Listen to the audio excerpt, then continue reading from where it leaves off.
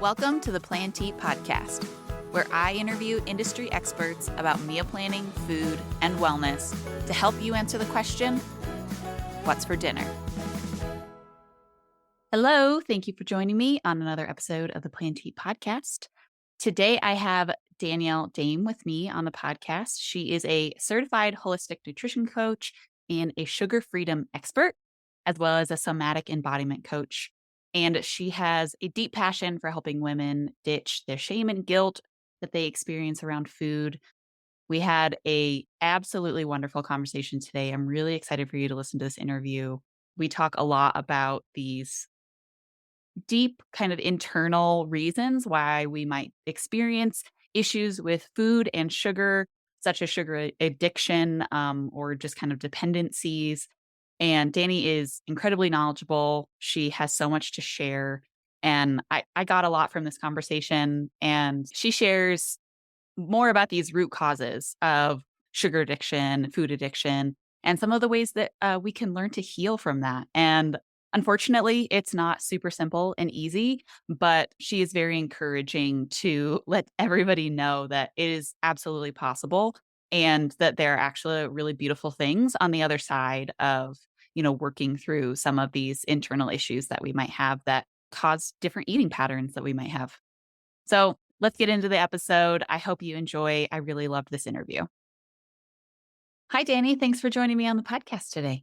Hey, Ronnie. Thank you so much for having me here. I'm so excited for our conversation.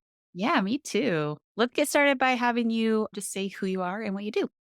Yeah. Hello, everybody listening. My name is Dani. I am a sugar freedom expert and a somatic embodiment coach. And what that essentially means is that I help women step fully into and uncovering and healing the root causes that are keeping them in the binging addictive patterns with food so that they can create this life of peace and freedom and ultimately what we all want, to make eating healthy effortless, which I know so many of you obviously listening to this podcast use meal planning to help with that, which is a powerful tool, but it's just one of many things that we need to really uncover and heal and create a lasting, healthy relationship with food.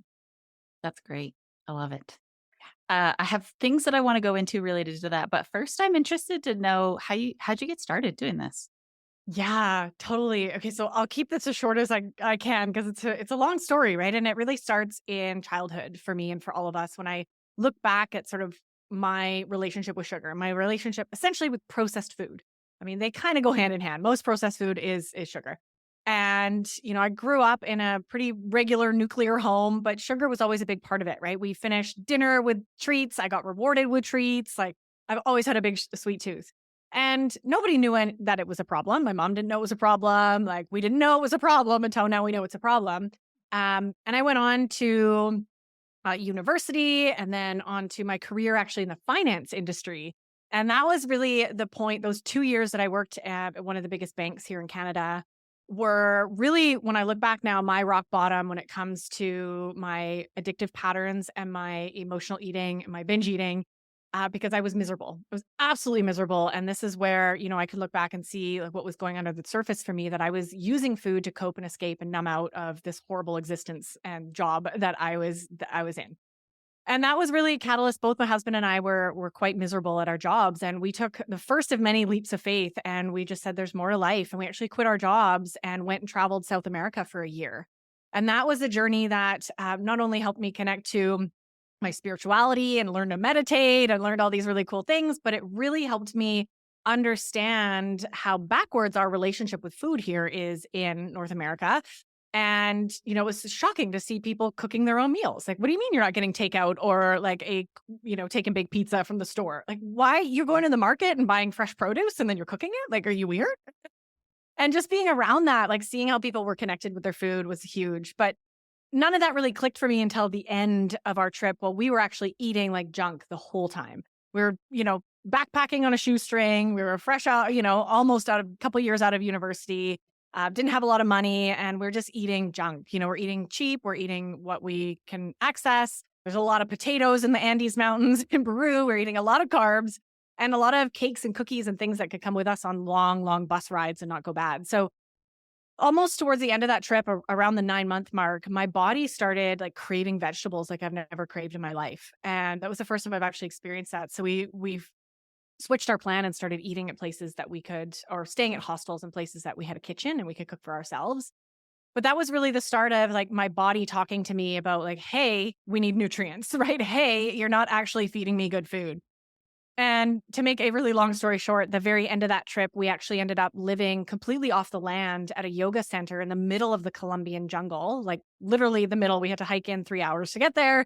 No electricity, no like raw living. And we like harvested all of our own food from the land, mostly cooked all of our own meals. And that was where I went through my accidental sugar detox. That was the first time in my life. It was about 2 weeks, so just under 2 weeks, that I haven't had access to processed food and I haven't been eating it every day. And that was so eye opening for me. I remember my body, like, I didn't know what was happening at the time. It was like weeks later that I figured out that that's what happened because I had no reference for like what is happening. I just thought I was sick.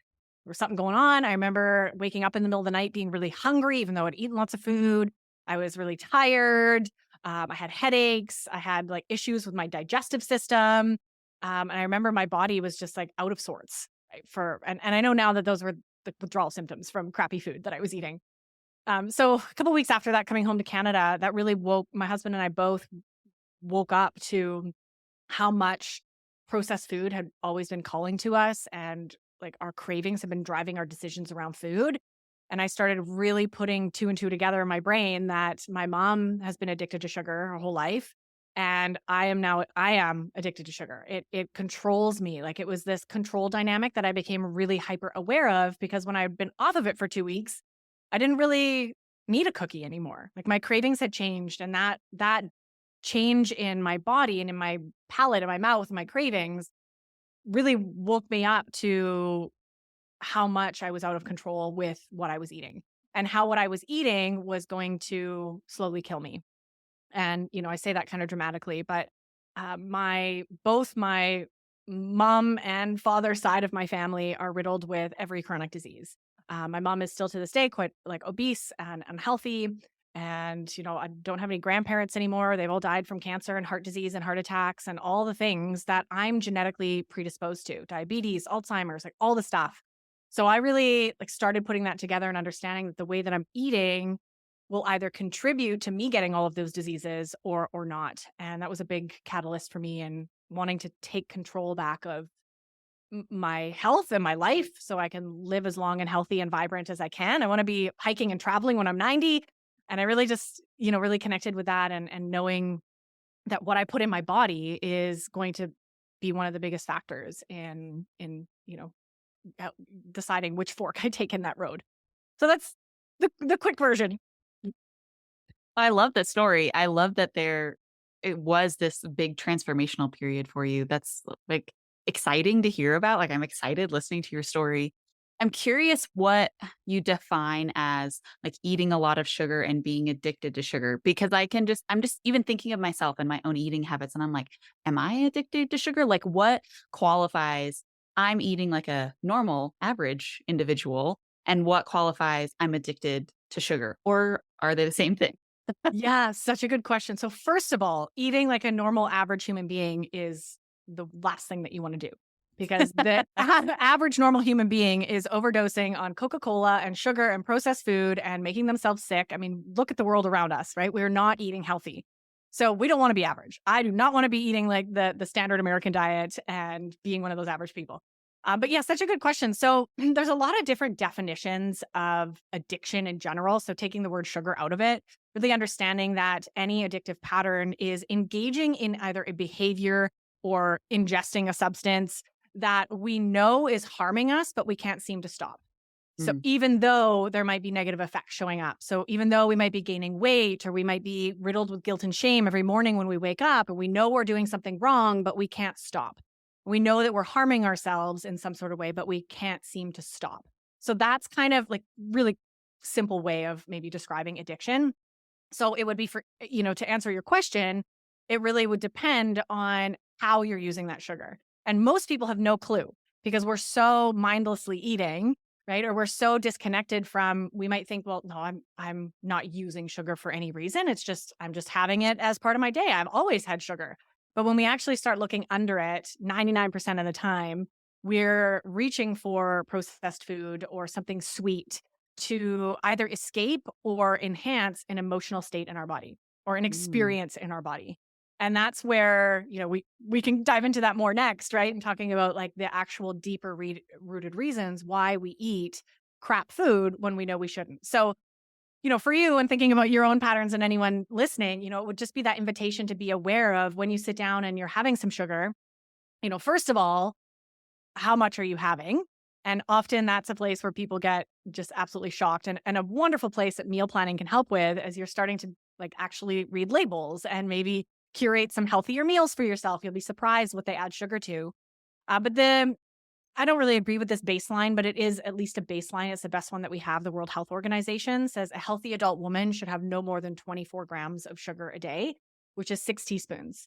And a bowl of granola with flavored yogurt is like 30 grams of sugar.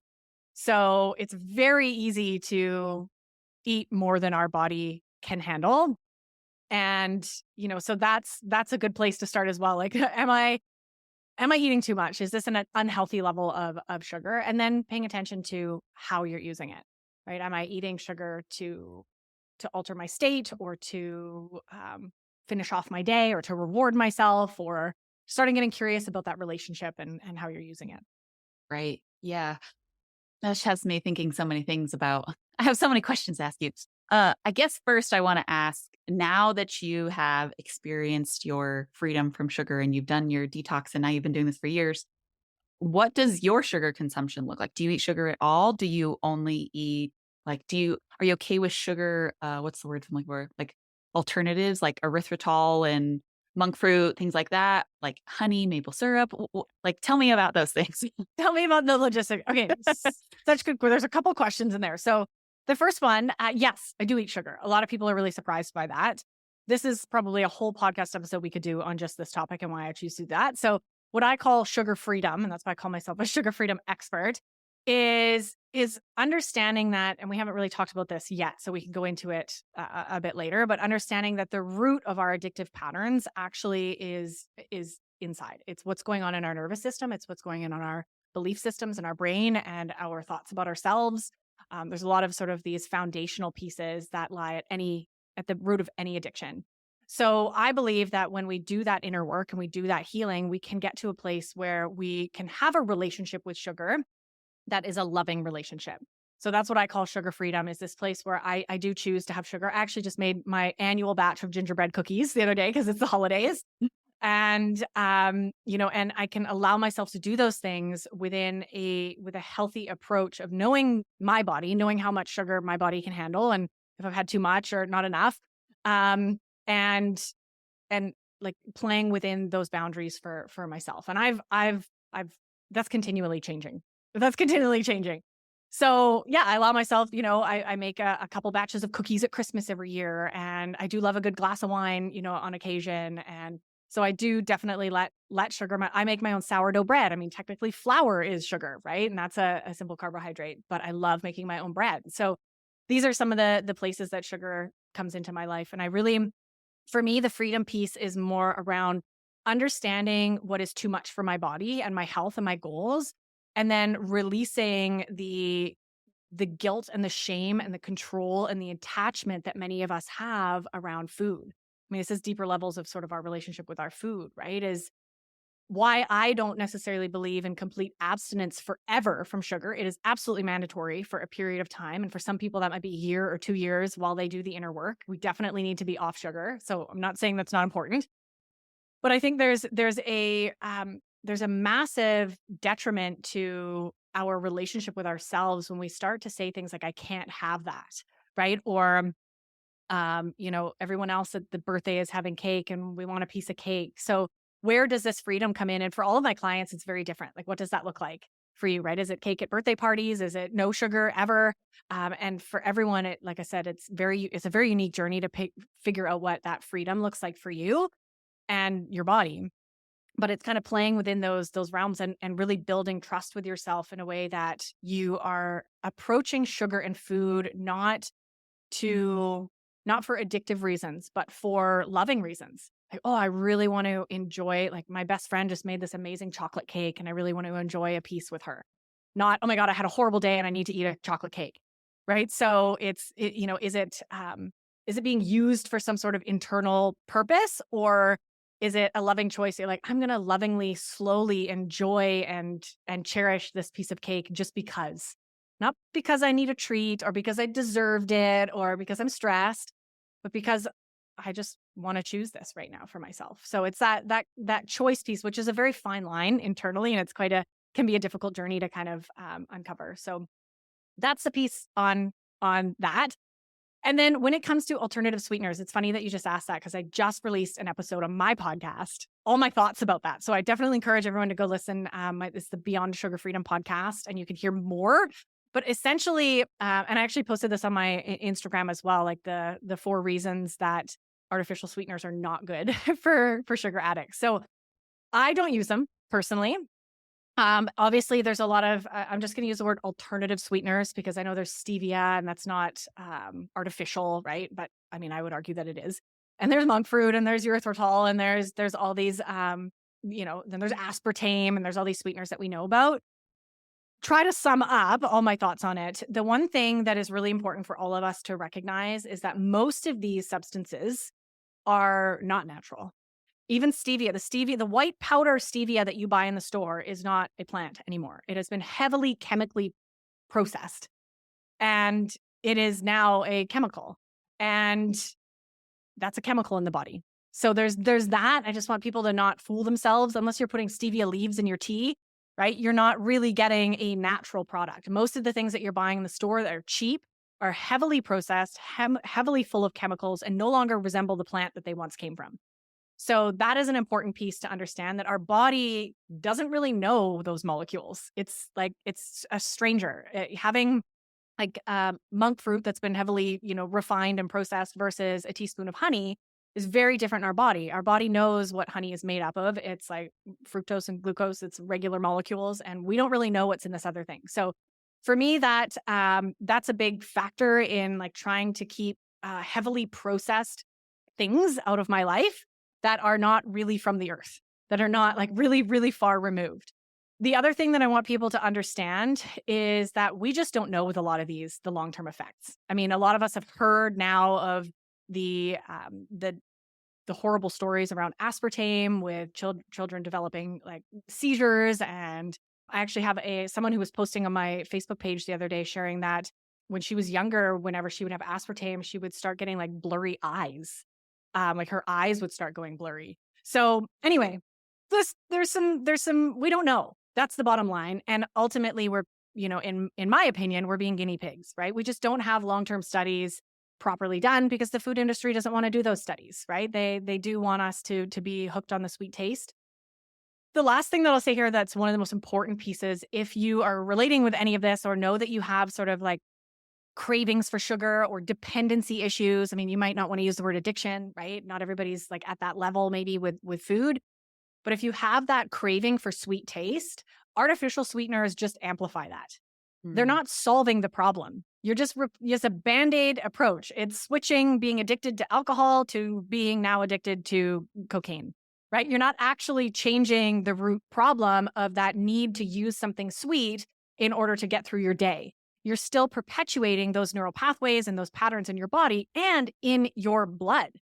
A lot of people don't realize that when we have something sweet in our mouth, our pancreas still releases insulin into the blood because it thinks we had sugar, but then there's no glucose for it to uptake.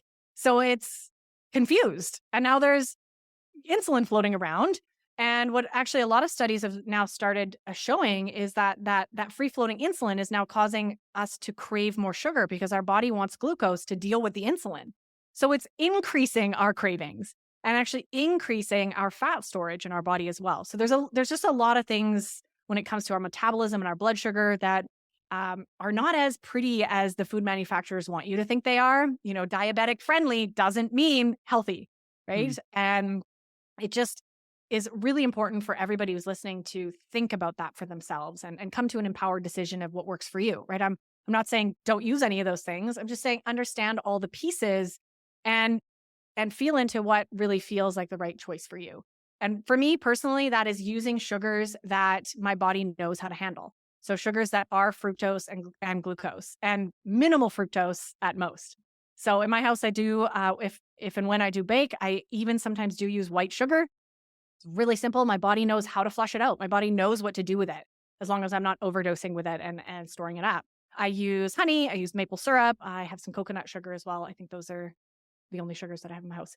But yeah, so that's the quick notes. There's more to that. So definitely go listen to that episode. But I appreciate you asking that question. Yeah, it's all very interesting. First, I wanna say I like that your approach does not feel intimidating. Mm. Because you allow people to eventually, at some point, once they've worked through some of their things, to be able to continue to eat sugar in, like a mindful, healthy way. I have a feeling that there's probably people who first when they heard, like, sugar freedom, they're like it's like didn't like, at first, that probably was like, "Ooh, I don't know, because I don't wanna give up sugar or something." That feels like an intimidating process to go through, particularly if you do realize that you have some sort of an addiction or dependency on it. Yeah, Um, I want to stop you there because you just yeah, said something really important, right? If anybody is listening and noticing that, like, ooh, I could not live without sugar, or I'm never doing that. That's a sign that you have an unhealthy relationship with sugar, yeah, right? If there's ever something in our life that we're like not willing to give up, whether it's coffee or sugar, there is a codependent relationship there. There's some sort of like internal need, right, to that substance. Because technically, we don't need sugar to stay alive, right. right? Like it's so just noticing if you're really resistant to this conversation, that probably means that there's some big stuff for you to reflect on and to work through. Right, yeah. So, I'm interested earlier, I think when you were talking just about what you do and who you are, you mentioned both sugar and binging, like, multiple times, like, kind of around each other, and so I'm interested what the connection between those 2 are, like, does more sugar lead to binging? Does binging lead to more sugar? What's that connection?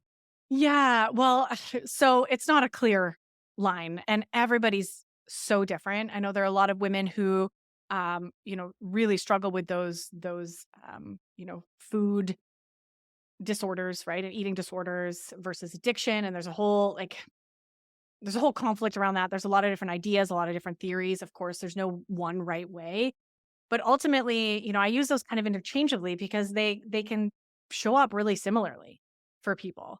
And so and as someone who's addicted to sugar can absolutely binge on sugar. And that was kind of my MO. I was like, okay, I'm maybe good all week and I'm not having sugar. And then on Friday night, I'm gonna eat a ton of sugar.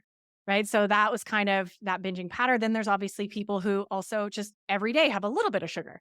Right. It's like, okay, every day I have dessert after dinner and they wouldn't consider that maybe binging, but that is still probably an addictive pattern when like you can't end your day without having a piece of cake, right? There's some Mm, sort of dependency there. So there's a massive spectrum in terms of like what our relationship with processed food looks like. Right. And, everybody listening, you're going to fall somewhere in that spectrum because we all have a complicated relationship with food. So just noticing for you, how does the unhealthy eating patterns, we'll call them, show up for you? Is it more the like be clean and binge, or is it the binge and purge? Right? Is it there's so many different ways that eating disorders or sugar addiction can show up for us. And I don't think they're really like black and white. I think there's a mm. lot of gray and there's a lot of middle ground and they can change. Hey, like, one month it might show up one way and another month another way, right? And it's really person specific and sometimes situation specific. Maybe on a day-to-day basis to handle stress, you're, just having sweets at your desk, right? And then maybe there's a death in the family and all of a sudden you notice that you're in more of a deep dive binging pattern and having more in one sitting than you normally would and usually feeling really sick after, waking up feeling riddled with guilt and shame, all those cues that really show up there. I like that you mentioned that it's kind of a spectrum that we can fall across that because I think we all have a tendency to want to label ourselves, as either I am definitely an addict. Usually people don't want to have that one, but they want to be on the other. It's like we either want to be one or the other. But it really is this kind of gray area in between where everybody falls, just depending on, yeah, day to day, month to month, life circumstances can change those things. I think that's really important to remember that even as you mentioned earlier, there are, the word addiction might not be comfortable for very many people, but realizing that it's a spectrum, like just because we're using the word addiction doesn't mean that you don't fall on that spectrum. Yeah, yeah. You made a really important comment there. that I want to elaborate on is labeling ourselves. So this is a big thing that I like really advocate for. I know there's a lot of people working in this like sugar space, we'll call it. There's a lot of sugar addiction coaches and specialists out there helping people in like a very strict addiction mindset around really owning that you're an addict and that you are completely out of control with sugar and that you have to abstain for the rest of your life. And for some people that might work. I don't agree. I think as soon as we label ourselves, like I'm really fascinated about like the deep root causes when it comes to how we live our lives. And what I've found in my life and with the hundreds of clients that I've worked with over the years is when as soon as we label ourselves, we put ourselves in a box that we can never get out of. So even if we, for example, like I'm blonde, I'm labeling myself as I am blonde. And as soon as I say I am and then something, I'm claiming it as my identity. And my subconscious ego is not going to want that to change. It's going to claim that on as a part of who I am. And then the day that maybe my hair turns brown or I lose all my hair, all of a sudden I'm having an identity crisis because I don't know who I am because my I am statements have shifted. Mm. This happens a lot with, say, mothers, right? I am a mother. And then as soon as maybe the kids pass away, heaven forbid, or go off to college and they're no longer like that kind of mom, they're like, well, who am I? Right. So whenever we label ourselves, we do really put ourselves in a tricky situation. And in a way, especially around sugar, we co create at the same time we label it, I am addicted to sugar or I'm a sugar addict. We create the belief that I'm never not going to be that. Mm. This is who I am. This is who I am. We plant our flag in the sand. This is who I am. I am a sugar addict and I am never going to change. So it really robs us of our power. It robs us of our ability to change the way we think, change the way that we heal and the work that we do to think that we could be anything but, right? I'm a sugar addict and that's what it is. That's what I'm going to be my whole life. And that's that. And I've seen so many women, myself included, break through that, right? Break through and no longer be in addictive patterns with sugar. So it's possible to change. I've seen it. And it takes time. It takes dedication. It takes a lot of really deep, uncomfortable work, especially when we get into some emotions and trauma and nervous system stuff. But it's possible. So when we use language around the way that we eat, I really encourage people to use language that invites a subconscious, continuation or journey of the possibility that one day you may not be addicted to sugar. One day you Mm. may not be blonde, right? Or one day you may not be really good at running, and then if those things change, which they do, inevitably, we're humans, it's less of a jarring experience on who you are, right? So using language like, right now I'm noticing addictive tendencies with sugar, or I'm currently working through some sugar addiction tendencies or some dependencies with food.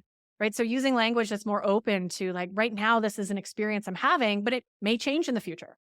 And that's something that I love talking about. And I'm glad that you kind of mentioned that because I think that identity piece is huge. And that is also one of the root causes that I see for a lot of people is this deep identity of lots of things, right? I'm lazy, I'm useless, I'm fat, I'm worthless, I'm a bad mom. Like all of these self-beliefs are really toxic. And no wonder we're like in this internal turmoil and we're trying to just find something to soothe with, right? And turning to sugar or food for that. Right. Yeah. The words that we use are so important, obviously. And it is so interesting just listening to you say those things. I'm like envisioning like a stamp, like stamping yourself like I'm addicted or I'm bad at this thing. And we're like really having that hold us back from, future possibilities and future transitions. And I also liked that your alternative was instead of giving yourself a label that's like a noun, the label, well, I guess it's not a label, but the term that you use is more of a verb. Like, this is something I'm actively doing, like I'm working on overcoming. I like the activeness of that as somebody who really likes words. Like I'm thinking about using that verb as like it's forward movement to something different, even if it's, slow or not linear. There's still the movement there in the words that you're using. Yeah, absolutely. Yeah, I think that's so powerful when we get into like understanding the mindset and how much our thoughts on a daily basis actually create our reality. Mhm. Right. And if we believe, I mean, we kind of talking about beliefs a little bit here, right? If we believe that. And I actually have a fun story recently. I have told myself my whole life that I don't know how to play instruments. I'm bad at music. I have no rhythm. I have no melody. I was always into sports. Like I didn't play instruments. I don't know how to do that. I suck at singing. I have a bad voice. I'm bad at music. Like these are self-beliefs that were like identities/beliefs that I made up about myself. And actually just last month, my husband and I bought a hand pan. Some of you may know what that is. Some don't. And I've been playing it and I'm really good. Like I'm really good. I'm like, wow, I thought I sucked at playing instruments. And here I am, like I'm having so much fun learning, picking up some songs that I'm watching on YouTube. And I'm pretty good for a beginner. And I'm getting to repattern that belief and really kind of reflect on why have I been telling myself that my whole life? And so those stories that we tell ourselves, like, and it's prevented me so many times in the past from singing, at events, right? Because I have a bad voice, right? Or I suck at singing, or even trying new instruments. Like I just never tried because I'm bad at them. And I just accepted that as truth. And it's not truth. I'm proving to myself now that it's not truth. So I'm working on kind of shifting those beliefs. And we can do that with anything in our life. It's so powerful what we're telling ourselves. And it's usually lies. It's usually lies. Yeah, so I feel like beliefs, this idea of beliefs that we're talking about is one form of a root cause of issues with sugar and sugar addiction. What are some other of these root causes that you see come up with people? Yeah, yeah, this is amazing. I actually just created a quiz. I'll make sure that you have the link for that so you can put it in the show notes. That helps women uncover. There's 4 top root causes that I talk about. And I just put this quiz together to help you identify which are yours. So I'll start with sort of the biggest, the big Kahuna, the big one that really stems into all the other ones is trauma. Is trauma. It's and for many listening, I used to think, oh, I don't have trauma. And there's a very big difference between like big T trauma and little t trauma. And I will boldly say we all have trauma. We have all been raised in some sort of society or way where we haven't fully gotten all of our mental, emotional needs met. And even on the smallest level, we all have some sort of patterning around even our emotions, right? It's not okay to feel emotions. It's not safe to express them. There's a lot of patterning there that started in childhood for most of us, let alone obviously if you have bigger T trauma. But understanding here that we all carry this imprint of the first like 7 to 10 years of life where we created our beliefs and our stories and our identities about how the world works and how we are to stay safe in it. So our survival in those first years, we're dependent on our parents and our family. So there's a lot of conflicting sort of survival needs that show up. And the moment that we don't get our needs met around sort of attachment, unconditional love, attunement, many of us might have abandonment wounds or just not being validated. I mean, that was mine. My mom just never knew how to validate my emotions. So I started hiding my emotions. I started stuffing them Mm. down. They weren't welcome here. That was the message I got intuitively. So there's a lot of things that we don't realize are actually traumas to a young child who is trying to make sense of the world and essentially trying to stay alive.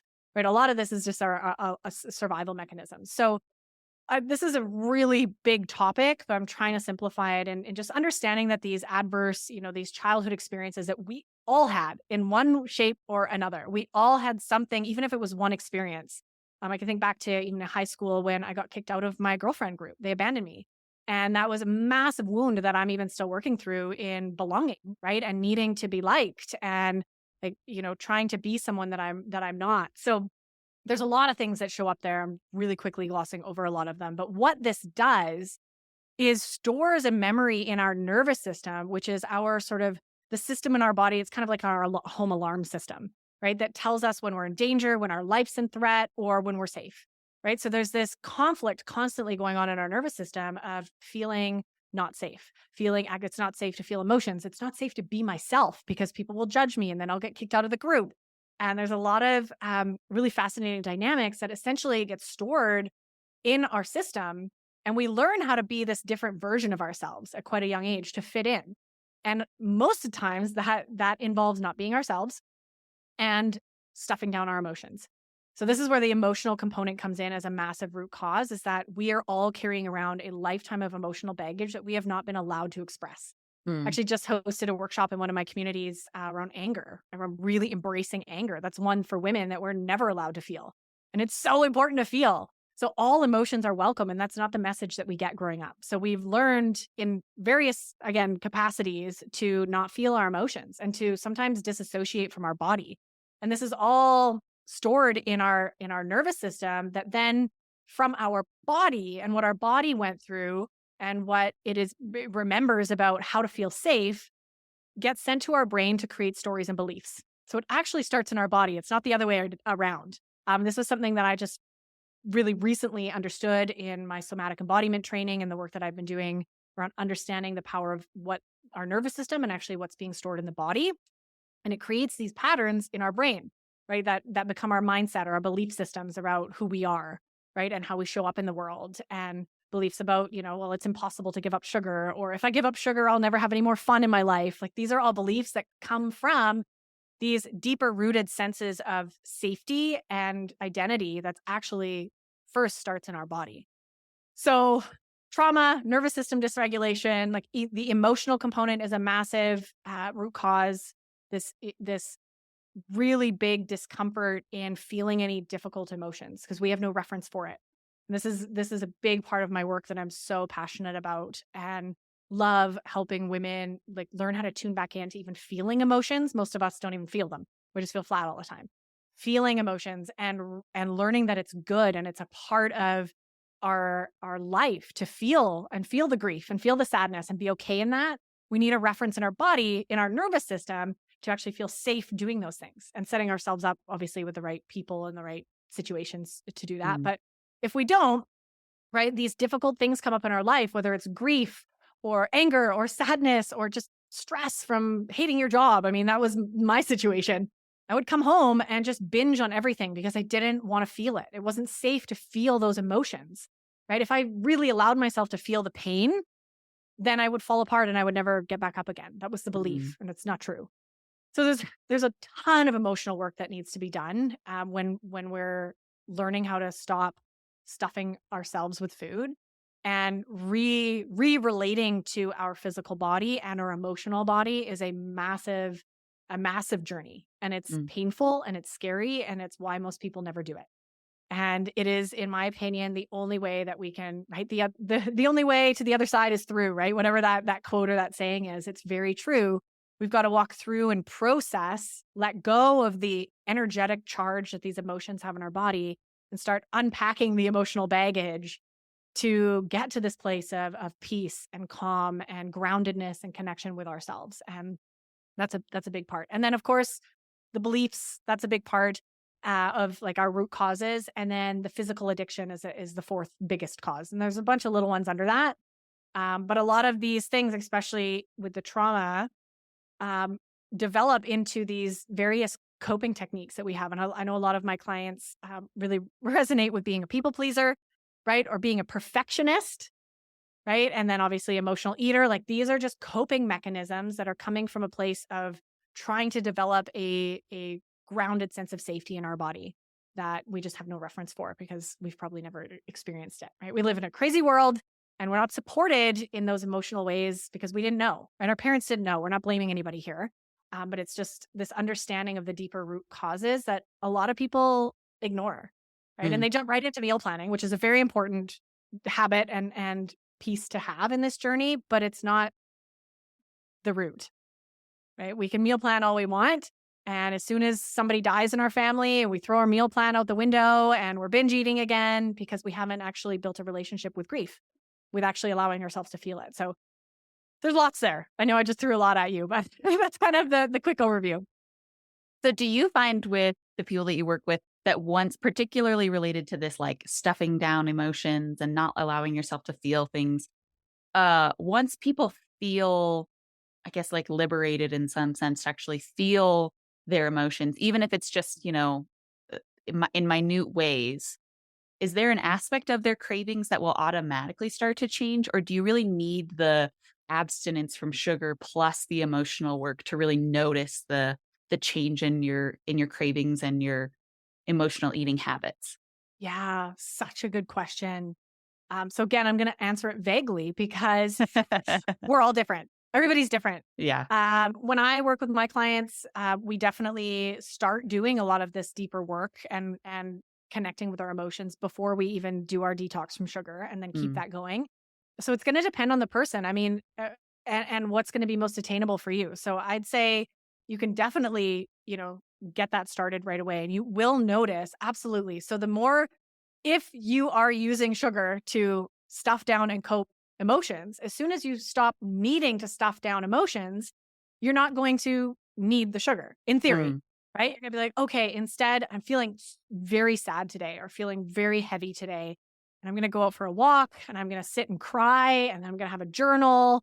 And before you know it, you're like, wait, I didn't go and eat a bag of chips, right? So as soon as you start finding new, what we call resources in the somatic world, when you're resourced internally and you can start leaning on these other tools to help you be with yourself in those emotions, whether it's journaling or sitting in nature or meditating and like just crying and being with yourself in that sadness, for example, um, you're no longer needing to escape it, right? When you're actually allowing it and you're building this reference, which takes a lot of time. Anyone listening to this is not an overnight journey. And I know that's why it can seem intimidating, but I don't want to lie to anybody. This takes a lot of time, especially if this is new to you. It's like learning a brand new skill that we've never learned, right? How to actually sit with yourself in heavy emotions and how to actually feel them and repattern that it's safe to feel those. And that takes a lot of repetition and a lot of time. And absolutely, the more you do that, your cravings, if that was where most of your cravings were coming from, you'll notice a gradual decline. And then on the other side, I absolutely love when we detox from sugar, when we go abstinent and we take it out and we do our detox, whether it's 4 weeks or 8 weeks or however long, it really is like the ultimate way to see your patterns that are going on because your mm. crutch is gone.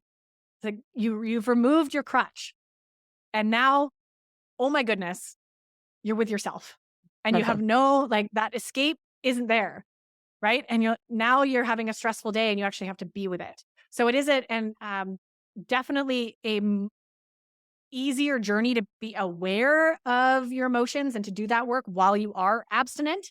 Because it also, obviously, your body starts being clean, your brain starts working better, you're sleeping better. I mean, all the benefits when we get off processed food, right, are going to support you in being more in tune with your body.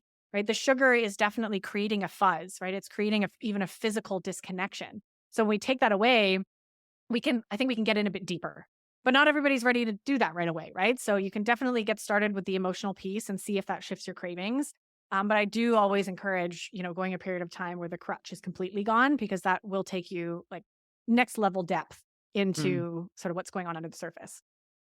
I'm thinking about, well, I guess your most recent example was about like heavier emotions, like feeling sadness and using food as a crutch to maybe not feel those emotions quite so much.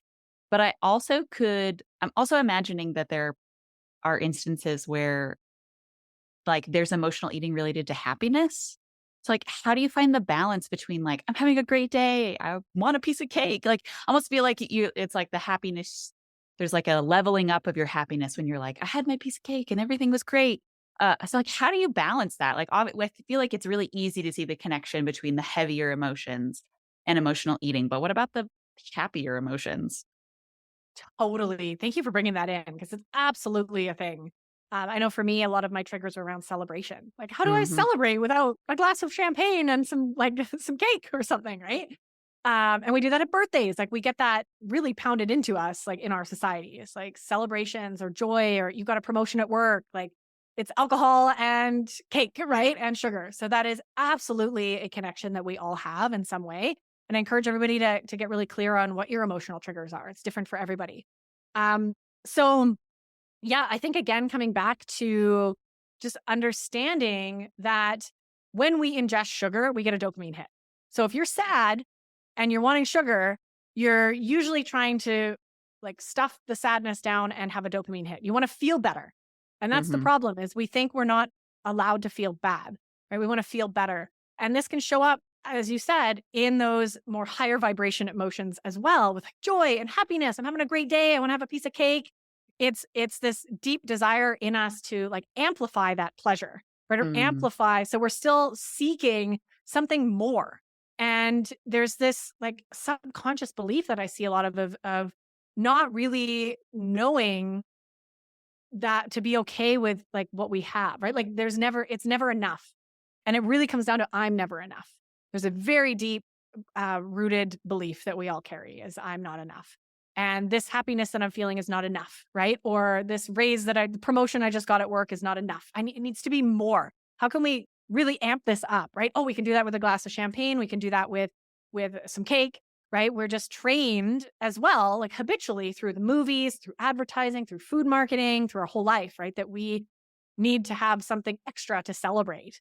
And in the work that I do, a big part of breaking that cycle is learning how to feel celebration and joy and happiness without needing something else to amplify it. And I think we all, like, just my personal beliefs and what I've seen is that we all have a lot of blocks to feeling happiness and joy. Like, there is also a lot of underlying beliefs in our culture that you're not allowed to be too happy.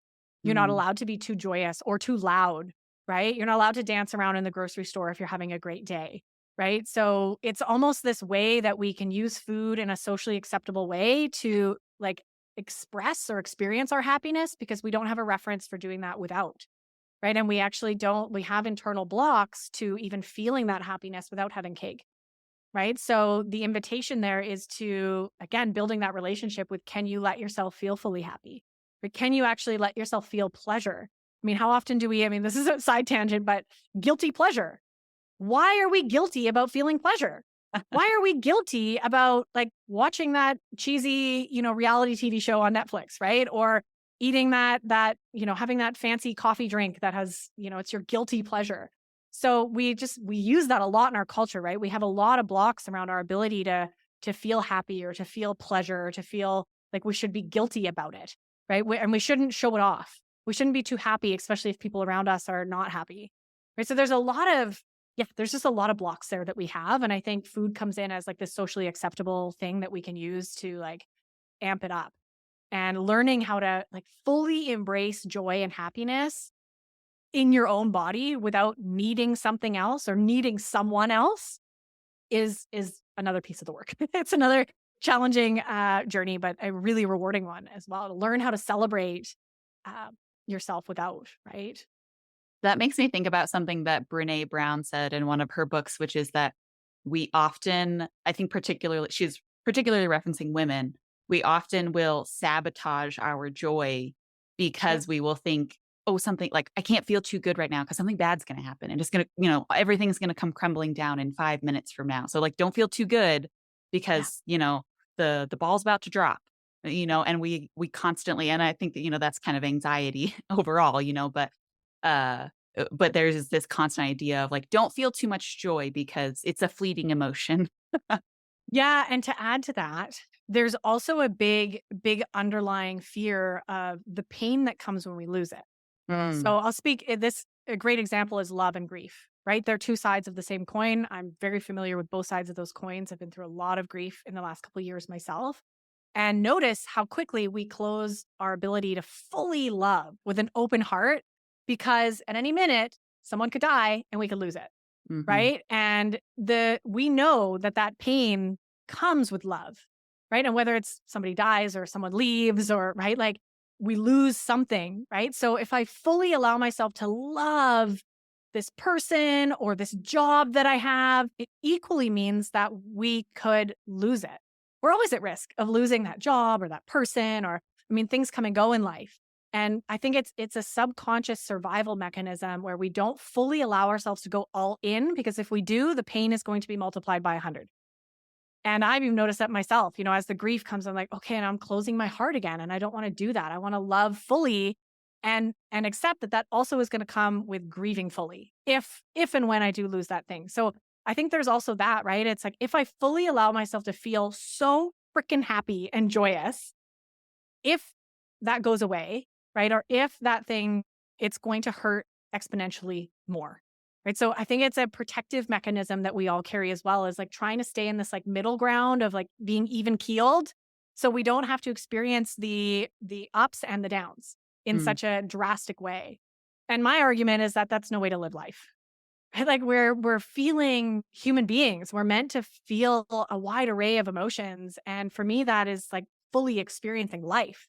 I don't want to live life in this like kind of blah zone where I like kind of feel happy and then I kind of feel sad. Like I would rather feel really happy and then really sad, and learn how to support myself in both of those spots. But getting out of this like boring zone, Mm. right? When emotions and living, like for me, it's just living fully, like living fully expressed. I get to really, and I also get to experience the beauty of grief, like the depth of the ability that I can feel all of that and still survive and be okay and love myself through it and support my lean on my community because we're not meant to grieve alone, is actually beautiful as well. So Mm. it's kind of embracing all of that it's a big journey. And there's a big aspect of that, of just kind of what you said, realizing your own strength in Yeah. those times and being able to be like, I went through this thing that was really difficult and I made it to the other side. And I can be really proud of myself for that. Yeah. Yeah, and when we go through that and realize that, hey, we didn't just binge on sugar every night or get drunk every night to cope. Like, wow, I actually like support I went out for a walk, I let myself sleep, I went and had a bath, like I talked to people that, I reached out to my therapist, like I really supported myself through that. And I think that is a big piece. The more we do that, the more we rebuild love and trust with ourselves, which most of us have completely broken, right? We don't Mm. trust our bodies, we don't trust ourselves, and we hate ourselves, in general. And, the more we can like show up for ourselves, like we would a loving friend, right? We would show up if that person was struggling. We would show up, we'd be on the couch, we'd sit with them, we'd make them soup. Like, we would go for a walk, like we'd hang out. And when we do that with ourselves, it really starts to repair that relationship Mm. that we've broken with ourselves. And it's a really beautiful journey. Well, I think we should end there because that was really lovely. I So also don't I know want we to could take talk up forever. I don't want to take up your whole day. I feel like we've covered a wide range of topics. And it's been really wonderful. Unless there's anything else that you feel like we missed that you really wanted to talk about before we stop. Yeah, this has been so great. Thank you for your amazing questions. Really, really insightful. And I hope everybody's, really taking this in. I mean, we didn't talk a lot about meal planning, but, ultimately that is a really important habit to have when we want to be eating healthy.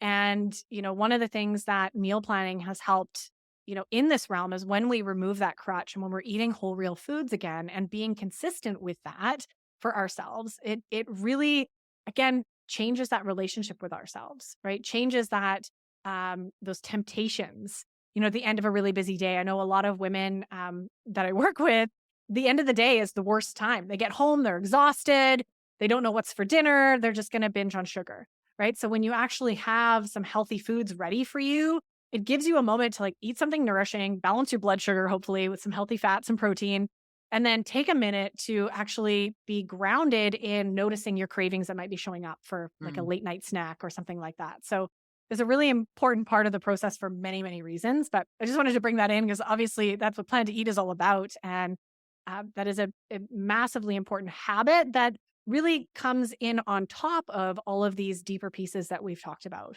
And, can obviously be worked at coinciding, as you're doing some of this deeper work. Yeah, I love it. Well, why don't you let everybody know where they can connect with you, your podcast, and anywhere else? Yeah, which is so fun to have. I just had you on the podcast. I'm so excited for that episode. Yeah, you can come definitely soak in a lot more of what we just touched on today on the Beyond Sugar Freedom podcast. That's my podcast. Also, that brand new quiz that's going to help you identify the root causes of your sugar addiction and give you some actionable tools to take the next steps there. So you can come and check that out. I'll make sure that you have the link.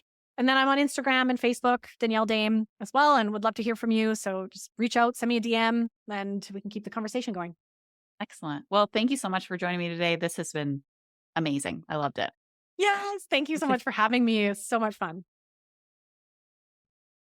As always, thank you so much for joining me on the podcast today. There will be links in the show notes to connect with Dani, to listen to her podcast, connect with her online, as well as a link to a free workshop that she is running just at the end of this week. So she is running it January 21st, 23rd, and 25th. There is a link in the show notes. It is a free workshop to help you get more information from her to help start to work through some of these issues. And if you found this conversation compelling, I really encourage you to go do that 3-day workshop with her and learn more about what she does and maybe start to process some of the things. So you'll find that in the show notes as well. And please support the Plan to Eat podcast by subscribing wherever you get your podcasts. And I will see you again in 2 weeks.